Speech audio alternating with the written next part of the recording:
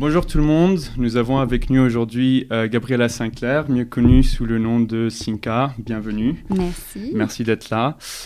Donc, est-ce que tu peux nous dire un peu plus sur comment tu es rentrée dans le monde de la musique et quand est-ce que tu es rentrée dans le monde de la musique? Ben, c'est une excellente question pour débuter, pour ceux qui ne me connaissent pas. En fait, moi, je suis arrivée d'un univers artistique plus par la danse. J'ai fait beaucoup de danse quand j'étais jeune. Quel genre de danse? Surtout de la danse classique, donc du ballet, D'accord. mais j'ai aussi exploré tout type de danse, comme du flamenco, jazz, vraiment toutes sortes de choses, mais très classiques comme formation à la base. Donc, c'est sûr que la musique faisait intrinsèquement partie de ma vie étant danseuse. D'accord. Et je pense que ça a formé aussi mon oreille musicale parce qu'évidemment, quand tu danses, il faut que tu écoutes tous les petits détails de la musique. Oui, le rythme, etc. Le rythme, le petit son, parce que là, il y a un mouvement qu'il faut que tu fasses précisément sur ce son-là. Donc, il faut vraiment que tu développes ton oreille musicale. Et tous les comptes, le tempo.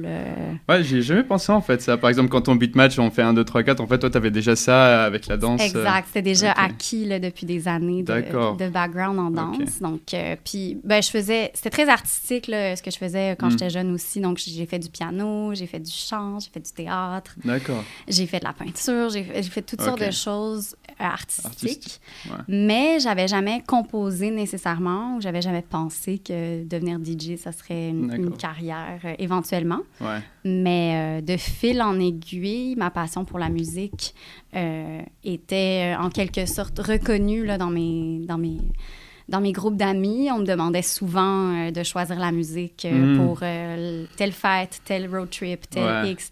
Donc, j'étais tout le temps en charge des playlists. OK. Et éventuellement, je me suis dit, pourquoi est-ce que j'apprendrais pas à mixer? D'accord. Mais au début, c'était vraiment juste... En fait, j'avais mon job. Moi, je voulais travailler en marketing, faire ma carrière en marketing ou en stratégie ou partir ma propre entreprise. J'étais vraiment très commerciale, très corpo aussi. Puis, à un moment donné, j'ai commencé à vraiment aimer tout ce qui est mixing, etc. Puis maintenant, je suis à temps plein là-dedans depuis 6 mois.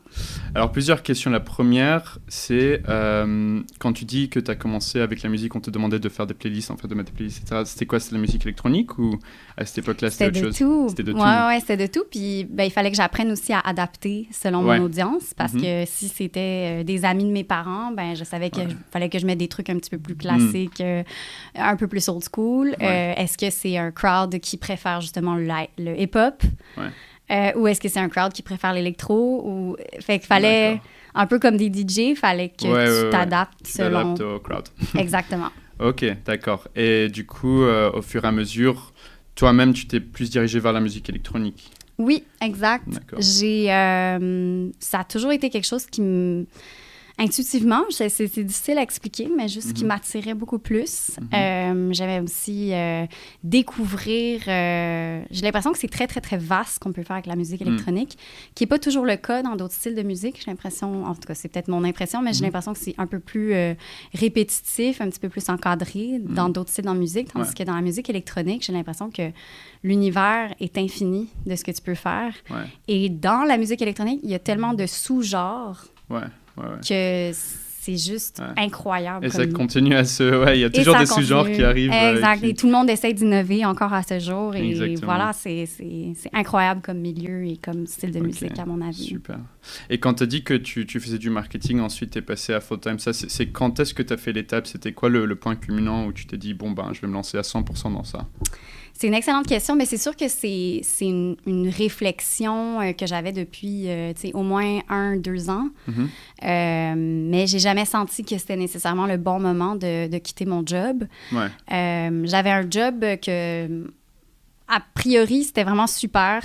Ça concordait très bien avec mon expertise. J'étais appréciée. Je pense que j'étais aussi bonne dans ce que je faisais. Mais... il n'y avait pas cette espèce de spark. Oui, je vois. Un moment comme ça qui... Exact. Mais après, c'est comme beaucoup de choses dans la vie où, en fait, s'il n'y a pas vraiment un moment où tu te dis « OK, I'm ready », c'est juste, faut faire le pas à un moment ou à un autre. Exact, il faut prendre le risque. Exactement, il faut prendre le risque. Il faut faire le saut. Et puis, c'est sûr que c'est venu avec des doutes. C'est sûr que c'est venu avec peut-être que je fais la plus grosse erreur de ma vie. Mais à ce jour, en fait, ce que je me suis dit, c'est que je me suis dit, j'ai pris cette décision en décembre. J'ai pris la décision en octobre, j'ai quitté début décembre. Et je me suis donné une année complète. Un cycle complet d'une année. En te disant que si, après une année...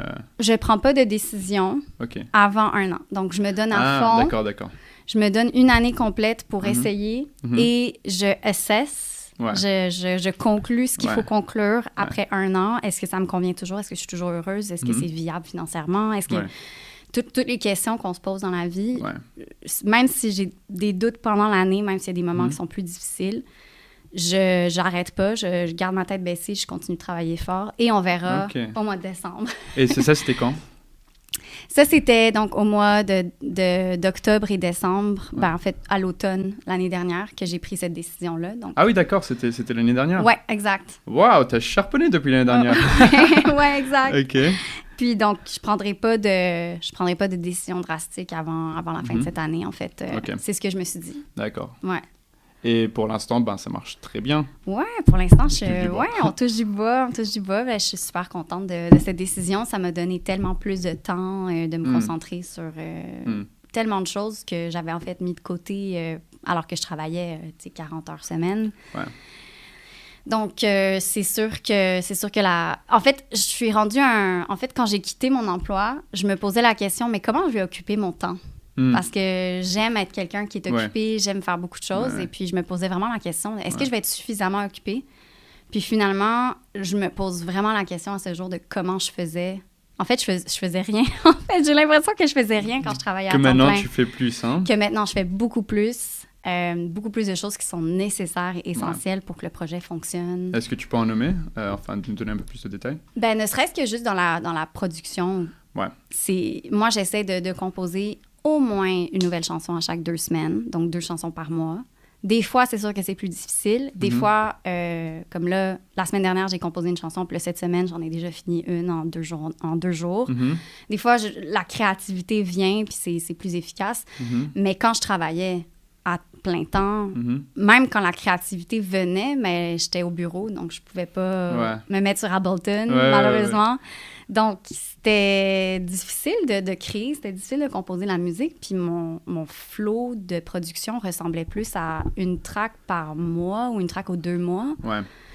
Donc, c'est sûr que quand tu essaies de bâtir un projet dans une industrie aussi compétitive où la production est aussi importante, c'est sûr que ça... En fait, je souffre en ce moment des répercussions de ne pas avoir sorti plus de chansons dans les dernières années. Ouais. Donc là, j'essaie de produire autant que possible. Le plus, ouais. Exactement, pour pouvoir sortir dans la prochaine année et demie le plus de sons de qualité possible. Oui, parce qu'on m'a une fois dit, c'était quelqu'un de Cosmic Academy, c'est un espèce de truc où j'étais... Oui, je connais. Justement, je suis un alumni de ça, il nous disait... Vous savez, les artistes qui relâchent 3-4 chansons par mois, c'est pas qu'ils font 3-4 chansons par mois, c'est ils en font 10-12 et ils prennent les 3-4 meilleurs qu'ils font. J'ai fait, ils sont en train de produire.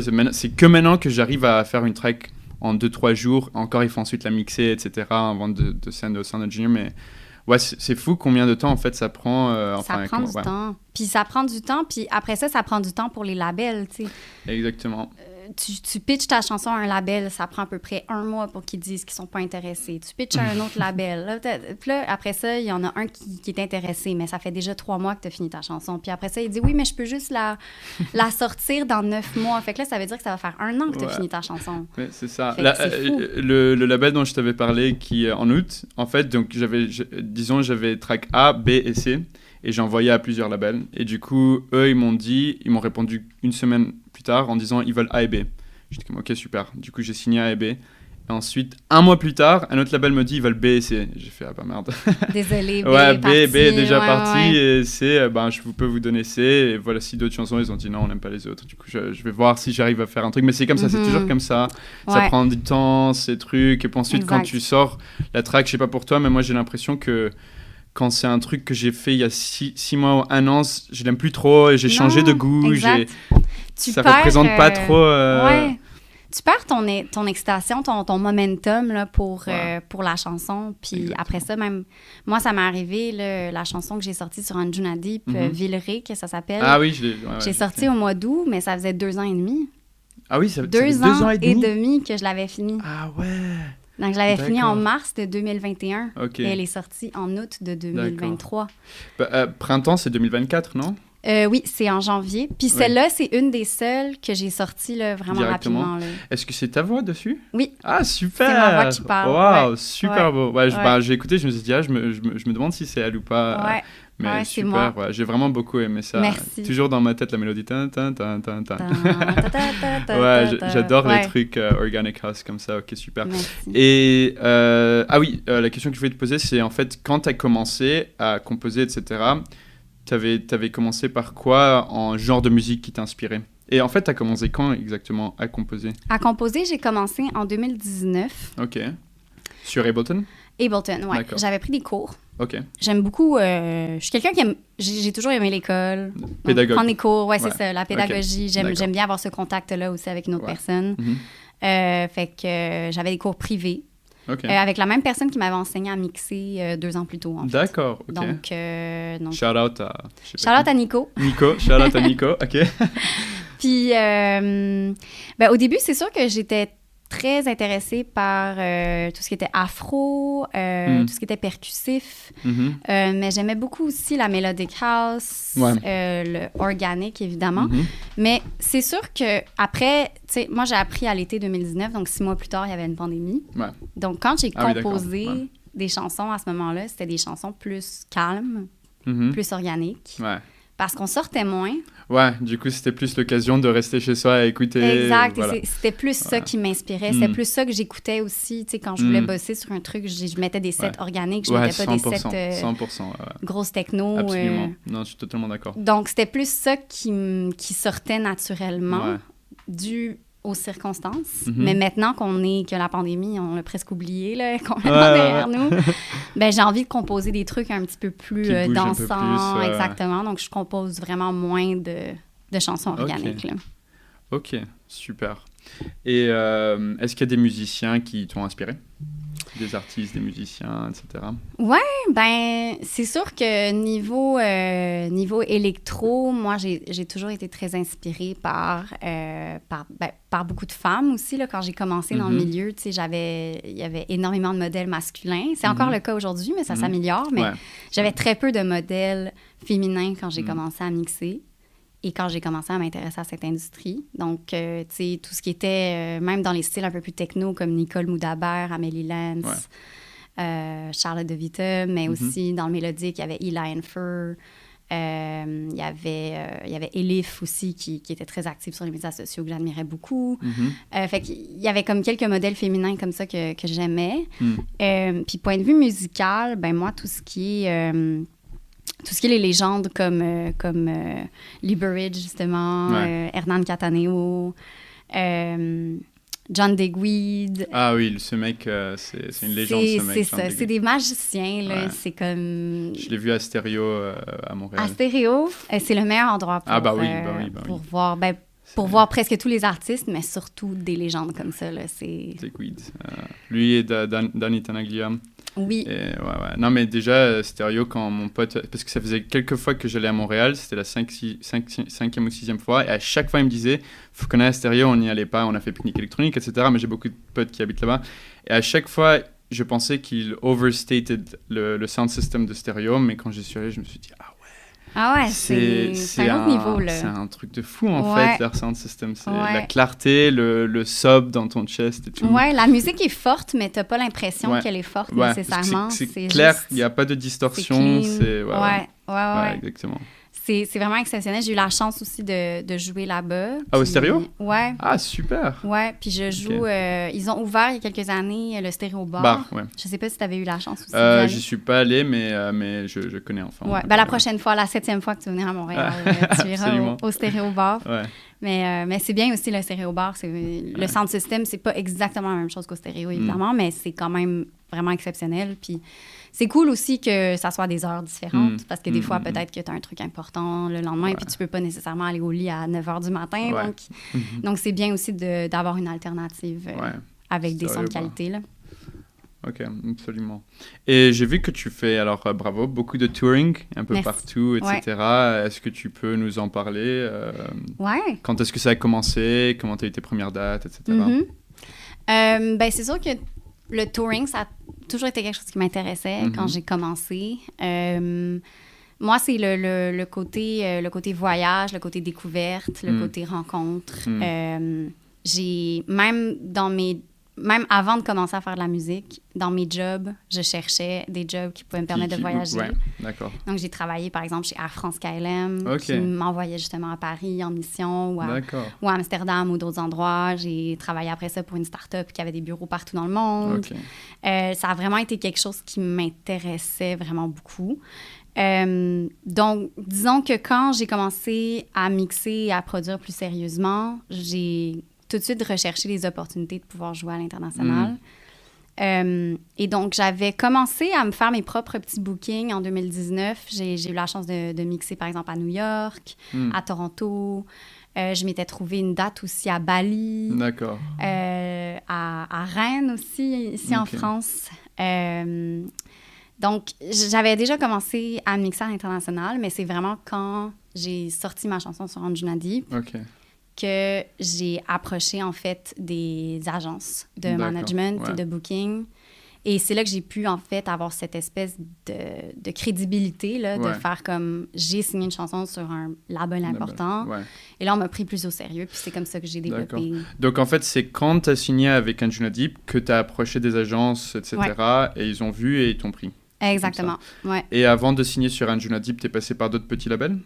Non. T'as direct... Ah oui, d'accord, t'as fait paf, Anjuna Deep, t'as visé le grand. J'ai visé le grand. D'accord. Ouais, ben j'ai vraiment une mentalité un peu comme ça, là, dans le sens où j'ai préféré commencer en haut, puis si ça fonctionne pas, je redescends. Tu redescends. Plutôt que l'inverse, en fait. Ok, bah c'est une bonne mentalité, 100%. Et du coup, c'est quoi? T'avais fait une single ou un EP, ou tu leur envoyé plusieurs chansons? Je leur avais envoyé 2 chansons, mais ils en ont pris juste une. Ok. La deuxième était complètement différente. Elle était plus mélodique, un peu orientale. D'accord. Je l'ai jamais sortie, finalement, cette chanson-là. Je l'avais appelée Puno. Qui est une autre ville au Pérou, parce que l'autre chanson que j'ai sortie sur Anjuna s'appelle Mancora, qui est aussi une ville au Pérou. Moi, je suis moitié péruvienne, donc je voulais comme avoir un peu ce côté-là là, de mes racines. D'accord. Donc non, je l'ai jamais sortie, puis je comprends pourquoi ils n'étaient pas intéressés par cette chanson, mais moi, j'ai quand même essayé. D'accord. Puis, oui, il faut tenter. Voilà. Celui qui tente pas n'a pas. Et du coup, juste pour faire un peu une timeline pour ceux qui regardent et qui sont peut-être des artistes émergents ou qui veulent devenir. Donc, tu as commencé à produire. Tu as commencé sur Ableton. Quand tu pensais avoir le niveau et tu as créé des chansons où tu te disais, bon, ça c'est cool, tu as envoyé Anjuna Deep, ils t'en ont pris une. Et ensuite, là, tu étais contente. Et tu as approché des management et agencies, etc. Ils t'ont pris et c'est là où tu as commencé à faire du touring. Exact. Et avant ça, est-ce que tu faisais des gigs locales ou... Oui. Ouais, j'avais... Tu étais basée où, à Montréal? J'étais basée à Montréal et je suis encore à Montréal, techniquement. Puis j'avais la chance de pas mal mixer à Montréal. Genre, toutes les semaines, j'avais des trucs. C'était vraiment... J'étais bien établie, on pourrait dire, quand même un peu reconnue. J'avais ma résidence au Salon Dahomey. Je ne sais pas si tu avais eu la chance de... Je ne suis pas allée, mais il y a mon pote Tommy J qui joue assez souvent. Je ne sais pas si tu le connais. Oui, ça me dit quelque chose, Tommy J. Puis, le Salon Dahomey, mais ça a l'air très cool. Je vois toujours les stories et tout. C'est super cool. Puis ça met vraiment de l'avant la scène locale aussi montréalaise. Donc, j'ai vraiment adoré. Là. Puis en plus, à l'époque, le Salon Dahomey, j'étais voisine avec. Là. J'habitais à côté. À côté? Donc, même quand je ne mixais pas, j'y allais quand même toutes les semaines. Des fois, 2-3 soirs semaine. Comme c'était à côté. Puis, vu que j'étais résidente, je pouvais rentrer comme gratuitement. Et comment tu as eu ça, justement? Si on revient à la source, c'était quoi ton premier gig? Comment tu t'es... Parce qu'on commence tous par mixer chez soi. Oui, exact. En se disant, ah merde, je sais pas quoi. Mais ensuite, comment tu as eu ton premier gig? Comment tu as fait pour t'établir, quoi? Si on met de côté tous les trucs un peu, genre la fête, l'anniversaire d'un ami ou mon anniversaire, on passe par-dessus. En fait, en soi, ma première gig, puis en fait, ça a duré 1 an, mais c'est mon salon de coiffure. OK. Non, mais c'est cool, ça. C'est les connexions les plus improbables, en fait. Voilà, complètement improbable. D'accord. Il m'avait dit, ça nous tente de mettre de l'ambiance les jeudis ou les vendredis soirs. Parce qu'eux, ils prennent des rendez-vous jusqu'à 21h. OK. Donc, de 18h à 21h, j'étais là avec ma table. Puis, je mixais. Ils montaient un petit peu le volume. Ils tamisaient un peu les lumières. Ils servaient du vin aux clients. Donc, ça devenait un petit peu une ambiance super cool dans le salon. Puis moi, ça m'a permis de pratiquer. Devant des gens, sans non plus avoir la pression d'un crowd. Puis j'ai fait ça quand même pendant une bonne année. Là. J'ai fait ça presque tous les jeudis ou tous les vendredis pendant 1 an. D'accord. Donc ça a été en soi comme ma première gig. Mais après ça, dans un bar et tout, c'était des soirées qui étaient organisées. Puis c'est en fait le gars, Nico, qui m'avait enseigné à mixer, qui organisait des soirées. D'accord. Donc, il m'a booké pour une de ces soirées. Et de fil en aiguille, j'ai commencé à sortir plus, à me faire un réseau. Puis là, j'ai commencé à me faire booker un peu plus sérieusement là, à Montréal. Je vois, jusqu'à que tu es arrivé à Salon Dahomey. Et ensuite, Stéréo. Et ensuite, Stéréo, j'ai fait Pique-Nique électronique 4 fois. C'était sous... Parce que moi, j'y suis allé quand il y avait All That I Dream une fois. Et c'était... Est-ce que c'était cette fois-là? Non, moi, j'ai pas mixé au Pique-Nique avec All That I Dream, mais j'ai mixé 2 fois avec Anjuna Deep. 2 fois? Ou une fois? Une fois avec Anjuna Deep. Et les 3 autres fois, c'était pas Brand, c'était d'autres artistes qui jouaient après moi. OK, super. Super intéressant tout ça. Surtout pour quelqu'un qui... justement, c'est un peu le but du podcast, de voir un peu comment les artistes en arrivent où ils sont. Parce que là, on te voit mixer dans des grands endroits, etc. Et on ne voit pas exactement le trajet que tu as fait. Et par rapport à ton touring, etc., qu'est-ce que tu dirais qui est gratifiant et quelque chose qui est plus un inconvénient? Genre un wait. Ouais. C'est sûr que les gros avantages, c'est le voyage, les rencontres, découvrir des nouveaux endroits, découvrir de nouvelles expériences, découvrir de nouvelles scènes, découvrir des nouveaux goûts, découvrir des nouveaux crowds. C'est... Pour quelqu'un qui est très curieux et qui aime découvrir des choses et qui a toujours soif d'apprendre, je trouve que c'est excessivement gratifiant de faire ça. Je pense qu'il faut être un peu extraverti pour... Exact. C'est ça. Ce qui ramène un petit peu à l'inconvénient, des fois, de cette espèce de fatigue sociale aussi, des fois. Moi, ça m'arrive quand ça fait 2-3 jours que je suis occupée ou que je rencontre des gens à droite, à gauche. Beaucoup de parler, puis tu essaies toujours de montrer social battery. Exact. On a tous un social battery, on peut pas, on est humain, quoi, c'est 100%. À 100%. Totalement d'accord avec toi. À un moment, il faut juste recharger, se mettre au lit avec un petit Netflix. Exact. Puis je pense aussi, de nature, on est des DJ, mais on est aussi des producteurs, et je pense que le côté production est très introverti, dans le sens où il faut avoir un côté introverti, à mon avis, pour pouvoir être dans ta bulle, composer la musique et aimer ça, être seul, sans devoir le partager avec quelqu'un, du moins tout de suite. Puis après ça, il y a le côté DJ qui est tout le contraire, qui est complètement extraverti, fait qu'il faut savoir aussi naviguer dans ce lifestyle-là, sans t'épuiser, sans burn-out, etc. Absolument. Donc, c'est spécial. On m'avait mentionné, je me rappelle plus c'était qui, mais on m'avait dit qu'il y avait quelqu'un... Alors, il fait des sons incroyables, mais il déteste les gigs. Parce qu'il essaie vraiment, lui, il aime être dans sa chambre, en train de faire des sons. Je me rappelle plus c'est pas Eric Prydz?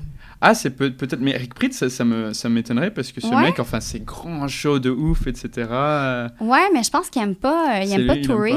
Ah ouais, il me semble que c'est ça qu'on m'a dit, qu'il aimait pas du tout tourer, Encore quand il s'appelait, enfin, tu sais, son nom Prida. Ouais. Et je me rappelle, j'étais en 4e, enfin, c'était 2012, et j'écoutais ces trucs, et maintenant, il est plus... Ouais. C'est vraiment un truc de ouf. Il est incroyable. Etc. Il y a aussi Deadmau5 aussi, qui aime pas les gens.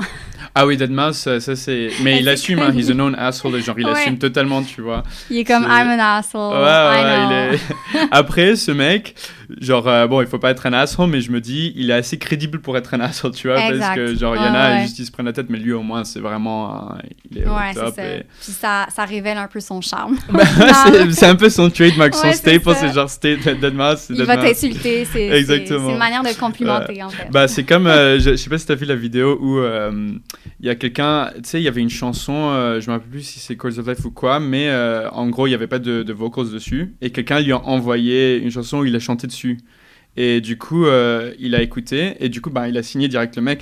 Mais genre, la vidéo, c'était en mode, il était sur Twitch ou sur un truc comme ça, il a dit, Should I open this? Should I open this? Ok, let's open this, c'était en live. Et du coup, il ouvre le truc, et là, il écoute le truc avec les vocals, et il appelle sa meuf en mode, Come listen to this right now. Et puis il fait, Ok, no, fuck this shit, genre, I don't like this part, we'll take it off, mais the rest. Mais comment il a un peu clashé le mec, genre, direct, il est honnête, mais à 100%, tu vois. Exact. Genre, il a dit ce qu'il aimait, il a dit ce qu'il aimait pas, il a pas sugarcoat, il a pas... Exact. What you see is what you get, là. Exactement. Ah oui, tu voyais, mais par contre, si tu l'impressionnes, ben, tu l'impressionnes. Et le mec, il a...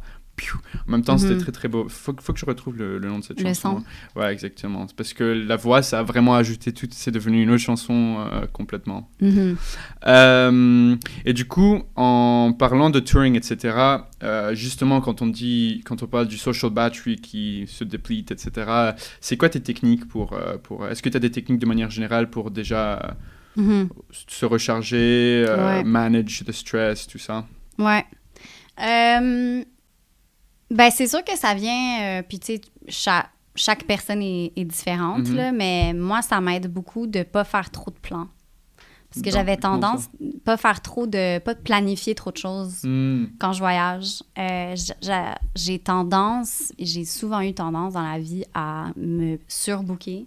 Okay. Donc, de 9h à 10h30 du matin, je m'en vais petit-déj avec telle personne. Après ça, j'ai un café à droite. Après ça, j'ai telle chose à gauche. Puis j'avais mes journées qui étaient surbookées. Ouais. Puis en fait, ben, c'est juste pas possible pour ma santé de faire ça. Ouais. Mais aussi, avant et après la tournée, de rien prévoir non plus. Donc, de me prévoir au moins 2 jours à la maison où j'ai pas vraiment de plan. Okay. Juste pour me préparer, pour me mettre dans le mood, mindset et dans le mindset, préparer mon set, etc. Et les 2-3 jours après aussi être revenu, qui est important pour justement recharger ces batteries-là. Donc, et surtout, ben, c'est pas que je suis chez moi à rien faire nécessairement, mais c'est juste d'être tranquille, de peut-être pouvoir aller au yoga, peut-être pouvoir aller... au restaurant avec mon mari, tu sais, comme des trucs un peu plus... Merci. Merci beaucoup. Ben, ça fait tout drôle de dire mari. Oui, j'imagine. J'ai envie de dire copain encore. Mais moi, c'est ça, c'est des mécanismes un peu que j'ai développés. Mais c'est sûr qu'il y a aussi le stress de... En fait, quand tu penses au concept, quand, par exemple, je pars un week-end... je sais pas moi, sur la West Coast américaine, alors que moi, je suis à Montréal, donc la East Coast. Si j'ai juste un show, ça veut dire qu'au total, je vais passer au moins 12 heures à voyager pour ce show-là, pour jouer des fois juste 2 heures. 2 heures, Donc, il y a aussi toute cette charge-là de se dire, est-ce que ça vaut vraiment la peine des fois, tu sais? Puis tout ce stress-là de dire tout le temps que tu passes à voyager, est-ce que tu pourrais pas le passer en studio, en ci, en ça? Ben, j'ai entendu que certaines personnes prennent leurs ordi, en fait, et dans l'avion. Oui, exact. Ben, c'est ce que j'essaie de faire aussi, mais des fois... Mais j'imagine que ça doit être dur parce que, moi, il faut que je sois dans mon truc avec mes 2 speakers et mon MIDI keyboard et genre, j'imagine pas, déjà que j'arrive pas à bien dormir dans un avion, etc., j'imagine même pas en mode, et essayer de créer, c'est dur. Ben, c'est sûr que si, encore une fois, si l'inspiration te vient, au moins tu as l'option de le faire. Mais c'est important de pas trop se forcer pour pas se dégoûter, en fait, de ça. Absolument.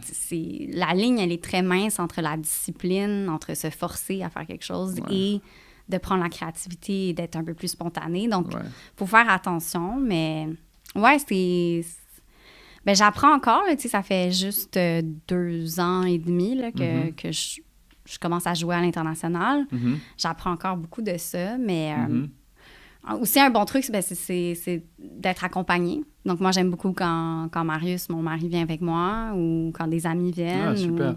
Et du coup, lui, il peut, avec le travail, voyager, etc.? Il essaye autant que possible. Mais surtout que c'est les week-ends. Souvent, il peut prendre juste le vendredi ou des fois, on part juste le samedi. Là, il a beaucoup de chance d'avoir négocié de pouvoir travailler à distance. Donc, on est resté 8 semaines en Europe. Il a pu travailler à distance, donc c'est super. Mais, ouais, puis c'est important. Je pourrais en parler vraiment longtemps de ce sujet-là, mais c'est important de prendre soin de sa santé physique aussi, là. Donc, s'assurer d'avoir du sommeil, de manger sainement, ce qui est vraiment difficile. Quand tu es on the move. Quand tu es on the move, quand il y a des décalages horaires aussi. C'est vrai, ça, ouais. Trouver de la bonne bouffe, des fois, là, genre, t'es dans un petit aéroport, il n'y a pas d'option. Qu'est-ce que tu peux manger? Ben, il y a un sac de noix qui est, genre, relativement santé et une banane. Et parce que le reste, ben, c'est des burgers ou c'est des ci ou c'est des ça. Fait que tout le temps, d'essayer de trouver un peu un équilibre alimentaire. Ça, c'est quand même parfois, tu as un peu de chance s'il y a genre un Pokéball ou quelque chose, mais sinon, les petits aéroports, il n'y a pas... Non, c'est ça, il n'y a pas toujours le choix. Puis au final, ben... Ça a un impact sur ta santé mentale quand tu prends pas soin de ton corps. J'imagine. Et justement, ça, c'est un gros point dans ce podcast, la santé mentale. Et je reviens un peu sur quelque chose que tu as dit. Tu as dit que tu aimes bien aller au yoga. Ouais. Donc, tu aimes bien le yoga? J'adore le yoga. Et du coup, ben, c'est un peu une forme de méditation. Est-ce que tu peux nous en dire plus? Ouais. Ben, j'aime le yoga. C'est sûr que j'aime le côté méditatif pour te mettre dans le mood de la séance, de la pratique de yoga. Mais je suis plus dans le yoga flow. C'est quoi, c'est Ashtanga ou c'est... Vinyasa, okay. moins yin, qui est un peu plus statique. Moi, j'aime quand ça bouge. Quand ça bouge, OK. Puis à la limite aussi, il y a beaucoup de pratiques où ils mettent de la musique électro. C'est un peu plus organique ou dans le tempo. Exactement, mais j'aime beaucoup parce que c'est dynamique. J'ai vraiment l'impression que tu sors de là t'es en sueur. Là, c'est un workout. Là, puis... Ah oui. Je me rappelle, j'en avais fait, je me suis dit, wow, it looks... It's way harder than it looks. Oh, genre ton corps et tout, j'étais en mode genre, wow, cette position. C'est difficile. Exactement. C'est difficile au point que, tu sais, des fois, par exemple, j'essaie de convaincre, par exemple, mon mari de venir avec moi, puis il trouve ça très difficile, puis tu sais... Mon ex, c'était une prof de yoga. Donc... Ah ouais? Donc toi, t'as connu ça, là. Je le voyais faire des positions, je savais même pas que le corps humain pouvait faire ça, en fait. Ben, c'est ça, c'est que ça mélange la flexibilité puis les muscles. Ce qui est quand même particulier, mais ça me rappelle aussi beaucoup le ballet, parce que le ballet aussi, c'est beaucoup comme ça. Oui, c'est vrai, parce que tout est lié. C'est ça. Fait que, non, j'aime beaucoup le yoga. Je sors de là à chaque fois. Aussi, c'est difficile, des fois, ça a l'air con, mais la posture, je trouve que ça aide beaucoup pour la posture. Ouais.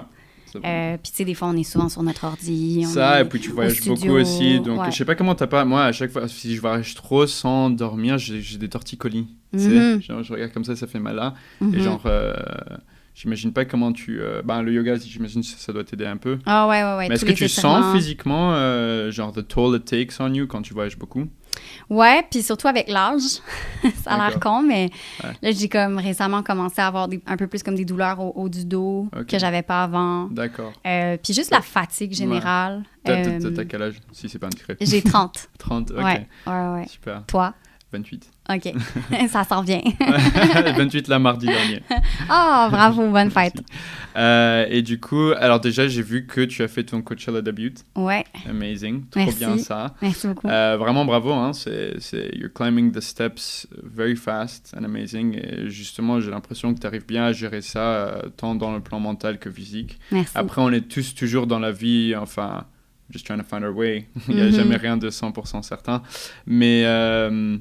Mais justement, par rapport à quand tu disais West Coast, voyager tout ça pour ensuite faire 2 heures. Donc, tu as des trucs comme Coachella, bien sûr, ça vaut le coup. Ensuite, tu en as d'autres où tu te dis, est-ce que ça vaut le coup? Est-ce qu'il y en a où tu t'es dit, sans nommer, juste où tu t'es dit, bon, ça vaut pas trop le coup? Ou est-ce que vraiment tu y vas pour tous les gigs que tu peux dénicher? C'est sûr qu'à chaque fois qu'on a des offres, on les évalue ensemble en équipe. D'accord. C'est avec tes managers, c'est ça? Avec mon management et mon agente de booking. OK. Puis des fois, on se dit que ça vaut pas la peine. D'accord. C'est les critères, c'est quoi? C'est how far it is, la paye, tout ça, etc.? Ouais, exact. Il y a aussi le côté... maintenant, il faut aussi penser aux réseaux sociaux. Ça a l'air con, mais... Ouais, non, 100%. Ouais. Si c'est pas un lieu que tu penses que ça va être bien pour capter ce qu'il faut pour les médias sociaux aussi, ben ça... Je dis pas que c'est le critère le plus important, pas du tout, mais ça reste un critère qu'il faut considérer. Très important, ouais. Parce que si je prends l'exemple de Coachella, justement, c'était hyper loin. C'était vraiment pas bien payé. Mais c'est Coachella. C'est Coachella, juste ça vaut le la nom, peine. ça, pour l'expérience, pour le contenu, pour ce milestone-là. Donc, c'est sûr que c'est weighted, pour reprendre ce que tu disais tantôt. Fait que chaque critère a un poids, puis en fonction de ça, ben, on prend des décisions. Mais c'est sûr que des fois, ça vaut pas la peine et on refuse des offres régulièrement. Là. OK, j'imagine. Mais après, ça va, ton calendrier, il est quand même assez full de ce que je vois, genre quand j'ai vu la liste. Trop cool. Et en revenant un tout petit peu plus sur la production, les aspects techniques, est-ce que tu peux nous en dire un peu plus sur comment c'était? Alors, on commence tous par, tu ouvres le DAW, tu te dis, wow, c'est quoi tous ces boutons, c'est quoi tous ces knobs, c'est quoi tout ça? C'est intimidant, là. Ouais. Exactement, c'est très intimidant. Combien de temps ça t'a mis pour t'y habituer un peu? Pour être à l'aise. Je dirais, mettons, moi je le verrais plus en nombre d'heures parce que quelqu'un pourrait passer 3 semaines dessus puis être très à l'aise. Quelqu'un pourrait passer 1 an dessus puis être très à l'aise au même niveau. Mais donc moi, ça m'a pris peut-être au moins 1 an, mais peut-être une bonne centaine d'heures puis une bonne dizaine de chansons aussi créées. Parce qu'il faut que tu explores. En fait, c'est en faisant des erreurs ou en explorant que tu découvres ce que tu peux faire avec la plateforme. Et encore à ce jour, j'ai encore tellement de choses à découvrir. On n'arrive jamais à 100%. Non. C'est toujours ça peut aller 99,9 pour les plus grands, mais jamais à 100%. Ouais, exact. Puis il y a toujours ces nouveaux plugins, un nouveau hardware aussi que tu peux acheter. Tu sais, il y a des gens qui, à chaque semaine, s'intéressent vraiment beaucoup à ça, puis ils regardent à chaque fois des nouvelles mises à jour ou des nouveaux plugins qui sortent et tout. Fait que c'est ça, les possibilités sont infinies. Là. C'est fou. Mais ouais, pour répondre à ta question, ça m'a pris au moins une bonne dizaine de chansons. Mais ah oui, c'est vrai, c'est les plugins et tout ça, le hardware. T'as quoi comme hardware, toi, external? Moi, j'ai pas de hardware. T'as pas de hardware? Non, hein? c'est mon... J'ai jamais senti le besoin d'avoir un hardware. Je me suis jamais sentie limitée parce que je pouvais faire juste avec mon ordinateur et un MIDI keyboard. Donc, j'ai pas de hardware. D'accord, OK. Mais tu sais qu'il y en a qui disent que c'est bien ça? Parce que y a moins de... Alors, ça dépend quel hardware, mais genre, quand t'as un synthé, tu t'amuses juste à jam 24/7, et en fait, t'es pas... Genre, ensuite, c'est plus fun, mais c'est pas...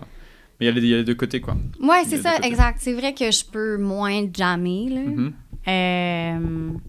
Mais... Je sais pas, j'ai jamais senti le besoin. Puis c'est aussi des recommandations parce que le hardware, ça finit par coûter très, très, très cher aussi. Ah ouais, c'est plus un plaisir qu'autre chose. Hein. Ouais. C'est, comme vinyle, là, ça sert absolument à rien, mais genre, j'aime bien, j'ai toute une collection, je vais limite me rouler avec les vinyles, etc. C'est quoi tes plugins, genre, si t'étais sur une île, et on te disait, tu peux avoir 3 plugins, c'est tout. Si j'étais sur une île, j'amènerais pas de plugins, je pense. Non, mais t'as le droit que 3 plugins, et c'est tout. C'est vraiment une bonne question. Je pense que j'amènerais Massive. OK. J'aime beaucoup les synths de Massive. Je trouve qu'ils sonnent raw. Ouais, très analogue. Très analogue. Ça se rapproche, je trouve, le plus d'un hardware. OK. J'aime beaucoup... moi, j'ai Prophet avec le Arturia Collection. J'aime beaucoup aussi les sons qui sortent de là. Puis j'aime beaucoup les basses qui sortent de Mini aussi. Donc, ça serait les 3 que j'amènerais. Fait que en fait, c'est 3 plugins de mélodie, là, en soi. Là. C'est pas des plugins d'effets. J'utilise pas beaucoup de plugins d'effets. J'utilise beaucoup les effets qui sont déjà dans Ableton. Ouais, stock plugins. Ouais. Genre, je sais qu'il y a toutes sortes de plugins pour... Il y a Echo Boy. Juste Soundtoys. Après, c'est surtout quand il y a Black Friday, tu déniches ça à 75%. Mais j'ai jamais... Encore une fois, je me suis toujours posé la question, est-ce que j'en ai vraiment besoin?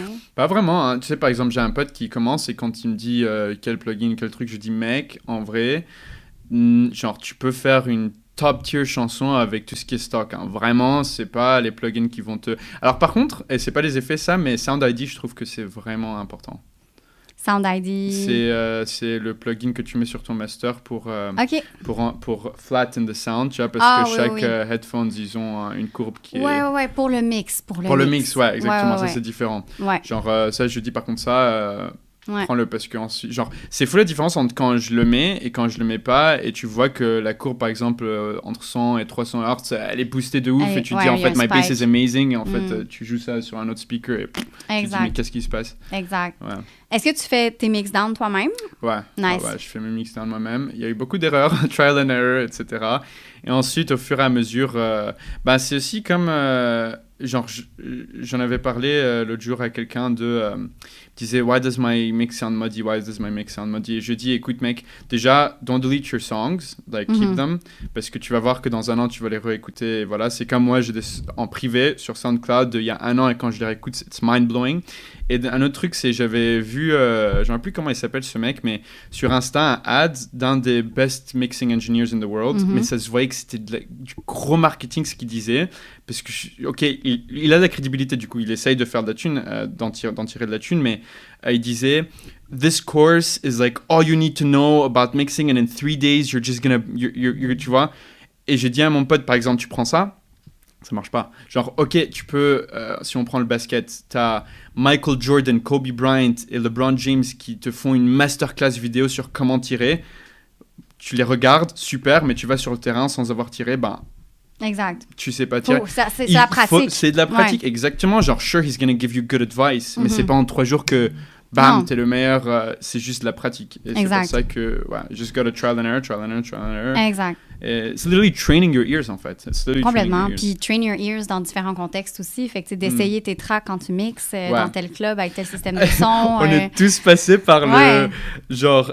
Wow, c'est pas ce que je pensais. Genre, t'es au milieu de ta transition, puis là, t'es comme, oh non, je suis pas sûre, mon kick est vraiment trop fort. Mais l'avantage, évidemment, sur un mixer, c'est que tu peux aussi légèrement ajuster, mais si ça sonne muddy, il n'y a pas grand-chose que tu peux faire. Tu sais, ça, c'est le critère, le defining critère, parce que on m'avait dit que c'était quelqu'un à Cosmic, je pense qu'il m'avait dit qu'en fait, de nos jours, tu peux un peu tout fake. Donc, tu peux fake ton nombre de followers sur Insta. Bon, après, on verra toujours que tu as 30 likes, mais 200 000 followers, bof. Mais tu peux fake les listens, tu vois. Tu peux pay for this, pay for that. The one thing you can't fake, c'est when you send out your song, tu vois, let's say it's an unreleased, et tu veux qu'un DJ la joue, un grand artiste, if your low end is shit, they're not gonna play it, tu vois. Like, there's nothing worse, there's nothing that drains the energy out of a room comme t'as une bonne chanson, puis une chanson avec un low-end qui est inexistant. La qualité va parler d'elle-même, en fait. Exactement, exactement. Et c'est ça, c'est là où tu vois, t'envoies, il y a Solomon qui joue ta track, écoute, c'est certifié, tamponné, tu vois, il n'y a pas... Exactement. Donc, that's why mixing is so important, surtout le low-end, et c'est ça qui prend énormément de temps. Ouais, c'est clair. Tout, en fait, je pense que le low-end, mais le mid-end, puis le high-end aussi. Ouais, 100%. Les percussions, tout. Fait que... Ouais, je dis low-end surtout parce qu'en fait, le sub, je pense que c'est le tricky, vu que tu sais, tu peux pas trop savoir. Oui, exact. Mais, surtout dans tes écouteurs, c'est un peu tricky. Exactement. Mais pour ça, c'est de la pratique. Puis moi même si j'en apprends tous les jours sur les mixdowns, moi, je préfère quand même faire mes mixdowns par des ingénieurs, par des personnes qui sont vraiment spécialisées et équipées aussi pour ça. Mais justement, parce que tu sais, c'est la pyramide en mode, et surtout ceux qui commencent, ils me disent, genre ils me montrent une chanson, et ils me disent, il faut juste que je la fasse masteriser, c'est bon. Je dis, mec, c'est pas de la magie, hein, genre master is just gonna bring it to industry standard de volume, mais en fait, la pyramide, c'est your master is only as good as your mix is only as good as your production and sound selection. Et du coup, en fait, quand tu dis que t'envoies pour que des ingénieurs le fassent mixer, mais c'est parce que you laid down the foundation of good sound selection, good arrangement, good this, good that, tu vois.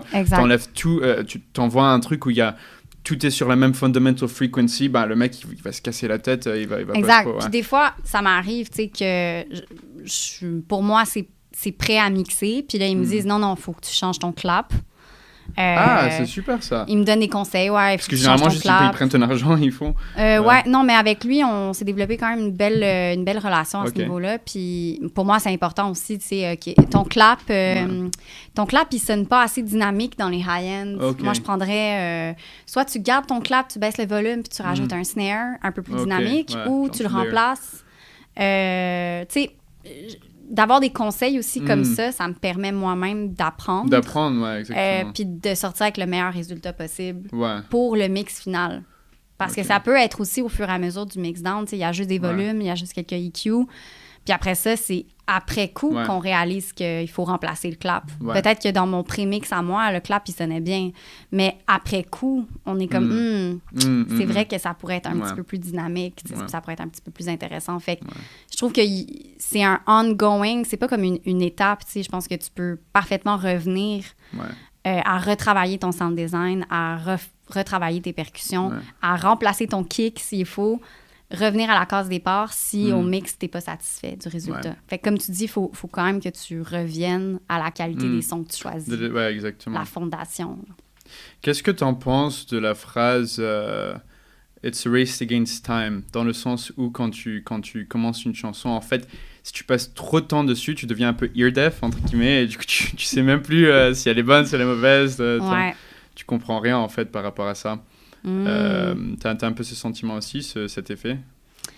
Ou ça dépend Je pense que ça dépend des chansons. Mais il y a certaines chansons, c'est sûr que des fois, tu forces un peu trop. Tu te dis, faut que je la finisse. Mais à un certain point, tu fais que de la merde, genre, ça se passe pas. Ben, des fois, il faut mettre le projet de côté. Faut aller faire un autre projet ou, tu sais... 100%, ou prendre l'opinion d'autres personnes. Ça, et puis aussi, je sens que, tu sais, on a tous des moments, mais vraiment tous, où, bon, t'en as où it's work, etc., et t'as juste, parfois, un moment où la chanson just flows naturally, paf, comme ça. Tu sais pas ce qui s'est passé. And those are usually the best songs. Exact. C'est juste... Ben, printemps. Ah ben voilà, printemps, c'est comme ça. Printemps, ça a été facile. C'est sorti tout seul. Puis comme là, je viens de composer une chanson, j'ai passé une journée complète dessus. Fait quelques petits ajustements mineurs le lendemain. Je l'ai déjà envoyé en mix. Ah oui, d'accord. Ah ouais, genre en 3 jours, je pense qu'elle est en train d'être mixée aujourd'hui. Là, OK, trop bien. Fait qu'en une semaine, je vais être prête à pitcher cette chanson-là. Mais des fois, tu sais, comme tu dis, des fois... tu sais, récemment, j'ai eu genre par exemple des requests de faire des remixes, des trucs comme ça. Puis, tu sais, c'est sûr que là, t'es un peu plus limité à faire un remix, créativement, parce qu'il faut que tu prennes des éléments. Puis des fois, la créativité vient pas mettre un deadline. Fait que là, c'est comme... Ça stresse un peu, surtout quand ça te boxe in. Exact. Le plus de pression, le moins, c'est... Je vois ce que tu veux dire. Okay. Mais bon, c'est spécial à prod. Ouais, ben 100%. Qu'est-ce que tu dirais pour, à ceux qui veulent débuter la prod, qui veulent débuter la musique? Qu'est-ce que tu donnerais comme conseil? Ça peut être un conseil, ça peut être plusieurs. Genre côté prod ou en général? Côté prod et aussi en général. Je dirais, je pense que c'est important d'apprendre au début puis de ne pas avoir peur justement de faire des erreurs, de composer des trucs que tu sais que ça ne ressemble pas exactement à ce que tu voudrais. Ou, d'accepter, d'être résilient en fait, d'accepter que tu es dans un processus d'apprentissage et que ça se peut que ça prenne du temps avant d'être à l'aise, un peu comme on disait tantôt. D'explorer aussi, de ne pas avoir peur, parce que des fois, on veut rester dans un cadre parce qu'on sait que, je sais pas moi, la mélodique techno fonctionne bien en ce moment, donc je vais faire un truc qui sonne exactement comme Anima. Tu sais, non, de ne pas avoir peur de...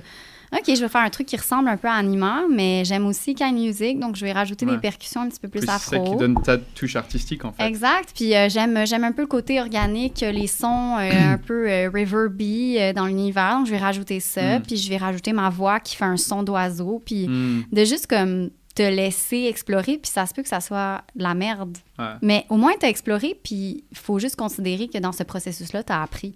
Exactement. Et qu'il y a peut-être des trucs de merde qui sont sortis, mais il y a des trucs super bons aussi qui peuvent sortir. Exactement. Puis je pense que c'est important, puis c'est ce que j'essaie de plus en plus de faire aussi. Puis un compliment qu'on m'a fait récemment sur une chanson unreleased que j'ai testée dans un club récemment, ben j'ai regardé mon ami qui est aussi producteur, qui était là à côté de moi.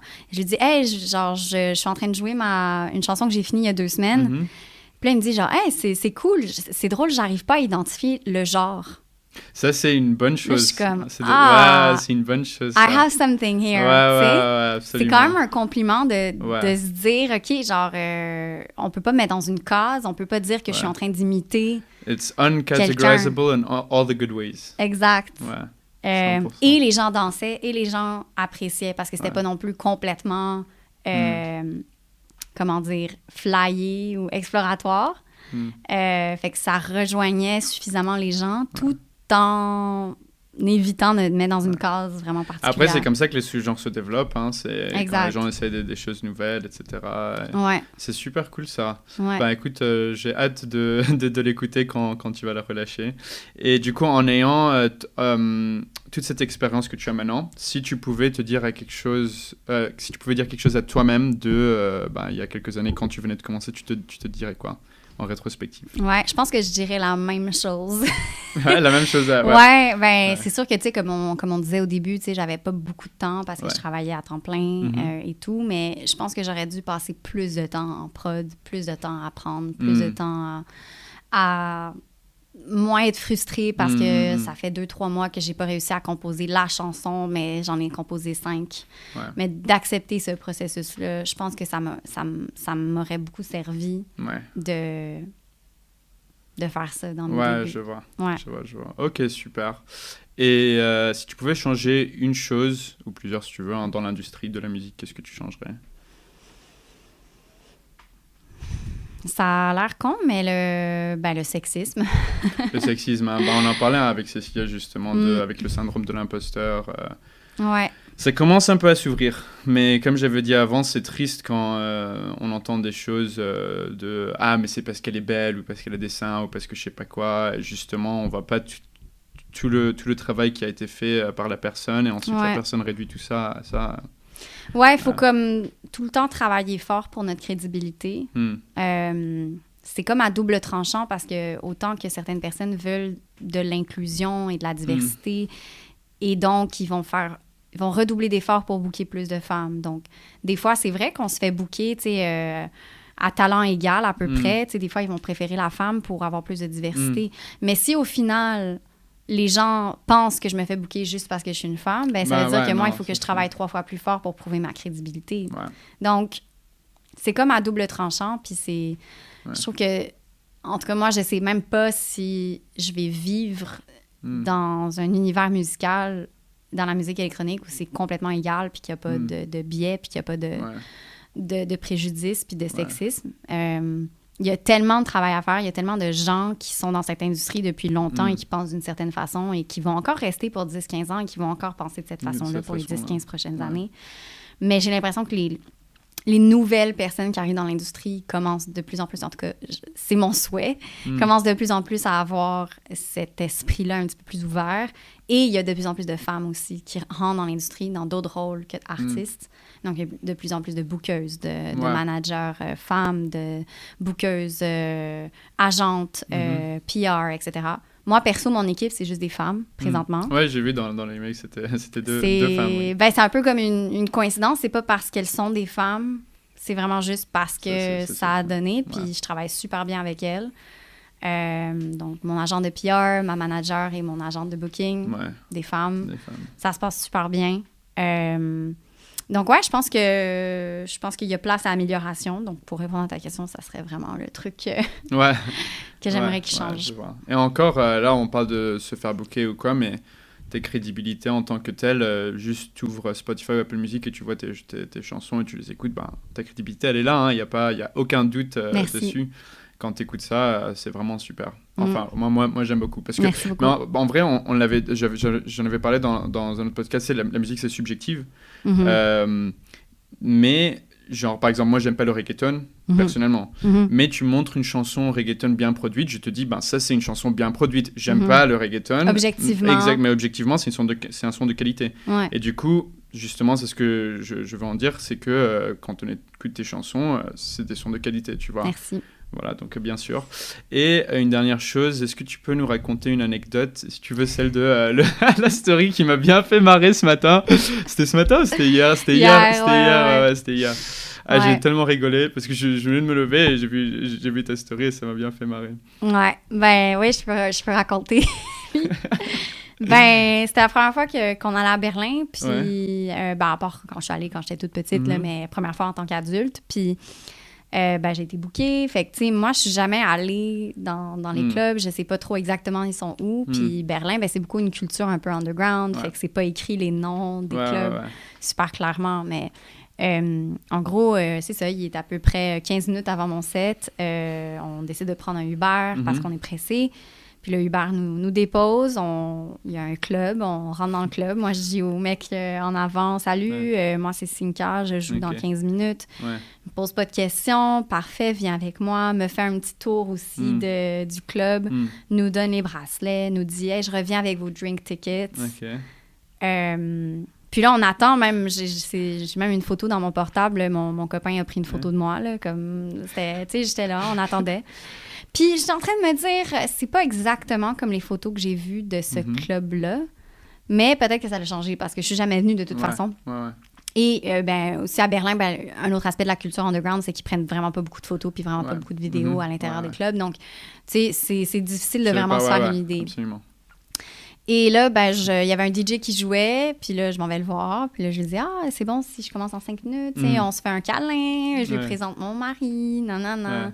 Puis il dit, de quoi dans 5 minutes? Moi, je suis censée jouer jusqu'à 18h. Puis là, je lui dis, non, moi, on m'a dit 16h. Puis il dit, non, tu commences à 18h. Puis là, je lui dis, OK. Puis là, j'ai comme un doute, puis je lui dis, est-ce qu'on est bien au Birgit Club? Puis il me dit, non, Birgit, c'est juste à côté, en fait. Puis là, je lui dis, merde. Mais la honte un peu, tu vois, genre, en mode, j'aurais pu mixer au mauvais endroit. Mais aussi, les personnes à l'entrée qui t'a donné le bracelet, qui t'a fait faire un tour... ils n'ont pas posé de questions. N'importe qui aurait pu se présenter en mode, je joue dans 15 minutes et il fait, viens. C'est drôle parce qu'en faisant cette story-là, en racontant cette histoire-là, j'ai eu plein de DJ qui m'ont raconté des histoires. Ah, c'est vrai? Ouais. C'est quoi une aventure nommée, genre... il y a un mec qui est allé au mauvais mariage, qui devait mixer à un mariage. Il est allé au mauvais mariage et donc, du coup, le DJ qui était censé mixer au mariage, en fait, ils se sont échangés les deux mariages. Ils ont fait genre... parce que l'autre est arrivé après... Et il a vu qu'il y avait déjà un DJ et donc il s'est dit ça doit être le mariage qui est en face. Donc il est allé en face, il s'est dit bon, je vais mixer ici, mais finalement ils ont mixé au mauvais un switch de mariage. Ça c'est la meilleure. Quoi d'autre? C'est ça, d'autres DJ qui m'ont dit que ça leur est arrivé aussi de se tromper de club. Mais ouais, non, c'est quand même drôle, puis c'est surtout, tu sais, on est donc ressorti par là où on était rentré, puis donc je suis allée voir rapidement le gars pour lui dire « on s'est trompé de club ». Puis là, il rit un peu, mais tu sais, ils sont très relax, là, à Berlin, là. Fait que là, il rit un peu, il dit « Écoute, garde ton bracelet, reviens plus tard si tu veux ». C'est trop drôle, ça. Donc, non, c'était... C'est fou comment la confiance... ça te fait rentrer dans des endroits. Il y avait une vidéo qui m'a tellement fait marrer. C'est 2 mecs qui mettent un gilet de worker et qui portent une échelle. Et ils disent, on va voir dans combien d'endroits on réussit à rentrer. Ils vont dans un supermarché, ils vont dans une banque, ils vont dans des endroits où il y a la sécurité, ils te laissent pas rentrer dans un pass. Et juste, ils disent rien, juste ils arrivent avec l'échelle. Et du coup, le mec, il se dit, il y a un truc qui doit réparer. Ils ouvrent, tu vois. Et dans le ciné, dans le truc, ils ont réussi à rentrer partout. Juste avec une échelle, 2 mecs avec une échelle. Et en fait, quand tu rentres avec une confiance, avec confiance, puis aussi le problème de communication, des fois. Exactement. Ils ont sûrement pas communiqué c'était quoi le nom de l'artiste, à quoi elle ressemblait, à quelle heure elle commençait. Donc, personne posait de questions. Exactement. C'est fou, je pense que c'est la meilleure. Moi, c'est la banque qui m'a surtout impressionné, parce qu'une banque, c'est une banque, tu vois. Ben oui. Donc, en fait, c'est une bonne solution pour faire un braquage. Tu prends une échelle et voilà. Exactement. Avant de passer à la roue de la fortune, juste quelques questions fun. C'est quoi ton dream collab? Avec qui? Probablement une chanteuse connue, populaire, là, je sais pas, Céline Dion, si elle peut chanter encore. Je sais pas, une espèce de star comme ça, là, reconnue de toutes. Ça serait vraiment un rêve pour moi. Pour faire un peu genre, se mettre sa voix sur Organic House, un truc du genre, c'est ça? Ouais. Ah, ça pourrait être stylé, ça. Quelque chose comme ça. Ok, trop cool. Ton dream gig? Dream gig? C'est sûr qu'il y a des endroits un peu mythiques, tu vois, genre... Oula, encore.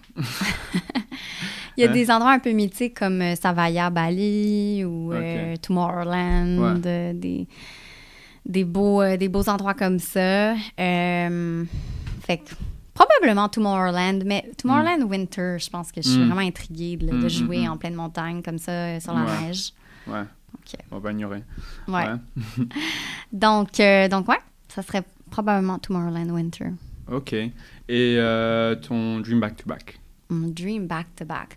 Ben, tu vois, plutôt, je parlais des légendes que j'aimais beaucoup, là, mais tu sais, pour moi, faire un back-to-back avec Lee Burridge ou John Digweed. Ou... Ben, tu sais, c'est dans ton champ, ça, hein, Lee Burridge, vu que t'as signé dans The Dream. Il fait pas souvent de back-to-back. Ouais, c'est vrai que je l'ai pas vraiment vu faire de back-to-back. Il en fait pas souvent, mais éventuellement, tu sais, si ça se donne, ça serait incroyable. Ouais, absolument. C'est quoi ton ou tes goals pour 2025?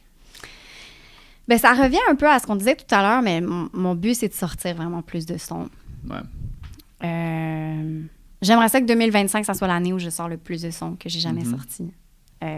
Donc, je travaille très, très, très fort parce qu'un peu comme on disait tantôt, ce dont sur quoi je suis en train de travailler en ce moment va probablement sortir dans un an. Dans un an, donc, exactement. Je travaille très, très, très fort pour pouvoir être comme sûr ça que... La machine commence à tourner. Et surtout que j'aimerais ça faire plus de tournées encore l'année prochaine. Donc, ça veut dire que je vais quand même réussir à sortir des sons même si je suis en tournée. Donc, c'est vraiment là-dessus que je travaille en ce moment. Ouais, c'est hard de balance les deux. Complètement. Absolument. Presque impossible.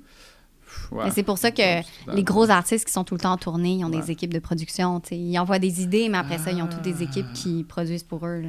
Ah ouais, ouais. Je savais que... Moi, ça m'avait choqué que, par exemple, Tiesto, il avait que des ghost producers. Il a fait quelques-uns lui-même, mais le reste, c'était des ghost producers. Mais je me suis pas dit... Ben, je pense qu'il y a des artistes qui sont plus hands-on sur qui changent tel truc. Il y en a qui sont plus hands-on, puis il y en a qui sont un peu plus loose.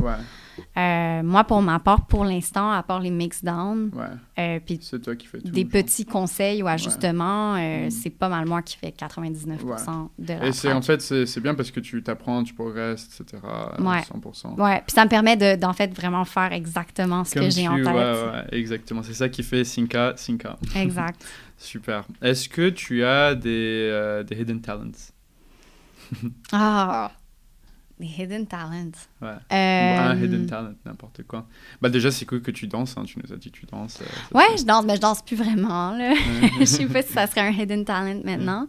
Mais je cuisine bien. OK. Mais... C'est quoi ta bouffe préférée? La bouffe japonaise. Sushi, etc. Ouais. Mais je cuisine pas japonais. Mais ma spécialité, c'est genre le risotto. C'est bon, je suis rendue bonne en pâte carbonara aussi. C'est vrai? Du coup, ton mari peut tester. Ouais, mais lui, il cuisine mieux que moi, en fait. Ah ouais? Ouais. Ah, d'accord. Il adore ça, fait que je lui laisse la place.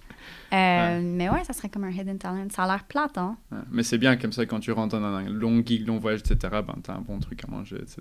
Ah ouais, toujours. Ça, c'est cool, ça. Ah non, mais un hidden talent, ça serait aussi... ben, tu sais, comme j'ai fait beaucoup de théâtre, de acting, fait que oui, je suis bonne là-dedans. Je suis bonne dans les imitations, puis j'ai enseigné aussi. OK, t'as enseigné quoi? J'ai enseigné le marketing à HEC Montréal. Ah, nice! OK. Ouais. Fait que ça, c'est comme un autre hidden talent, la vulgarisation, l'explication, la pédagogie. Fait que... Super. C'est ça. Nice. Des petits hidden talents. Multifaceted Cinca. Ouais. Super. Est-ce qu'il y a autre chose que tu veux mentionner avant qu'on passe à la roue de la fortune? Ben, merci de m'avoir reçu. Ah avec grand plaisir. C'est my pleasure. Du coup, je vais mettre la roue là pour qu'on puisse voir. Donc, comme d'habitude, roue de la fortune. Laisse-moi remettre ça à droite. On a comme option 3 boxes, c'est les 3 boîtes derrière toi. Bonbons, c'est aussi derrière toi. Si tu tombes sur ça, tu prends un bonbon, mais tu respines. Mystery jar, c'est le petit pot. Donation de 10 € et donation de 5 € à la fondation que tu veux. Et tu as 3 spins. Donc, à toi de jouer. Ouais. Et un gift. À toi de jouer.